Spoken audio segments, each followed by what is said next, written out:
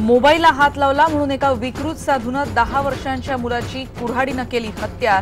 लोकांच्या बेदम मारहाणीत साधूचाही गेला जीव। औरंगाबाद जिल्ह्यातल्या वैजापूरमधली धक्कादायक घटना।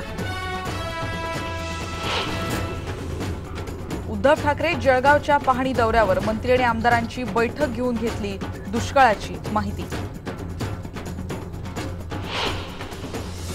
निर्भया प्रकरणातला अल्पवयीन गुन्हेगार कोणत्याही क्षणी सुटण्याची शक्यता। सुटकेची प्रक्रिया पूर्ण, पण ओळख गुप्त ठेवणार।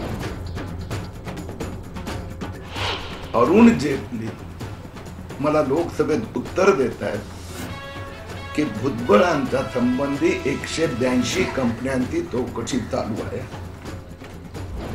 महाराष्ट्र सदन घोटाळ्याप्रकरणी छगन भुजबळांना क्लीन चिट नाही, किरीट सोमय्या यांनी दिली माहिती। महेश मोटेवार ग्रुप मध्ये सगळ्यात मोठा फ्रॉड शारदा चिट फंड नंतर हा महाराष्ट्रातला शारदा चिट फंड आहे, आता सिद्ध झाला आहे।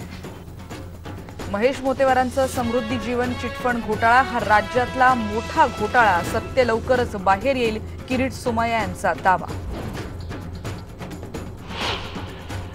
बीडमध्ये राष्ट्रवादी काँग्रेसच्या नगरसेविका अश्विनी गुंजाळ यांच्यावर ऍसिड हल्ला, गुंजाळ गंभीर जखमी। अगत्यानं तिला त्यांना भेटायला गेलो आणि कुठे जायचं होतं कार्यक्रमाला जातो म्हणलं, लगेच सांगितले आला नाही तोवर तुम्ही जाता म्हणता का। पिंपरी चिंचवडमध्ये बघायला मिळाला पवारांचा मुश्किल अंदाज। तणाव दूर करण्यासाठी पवार ऐकतात जैत रे जैत मधली गाणी।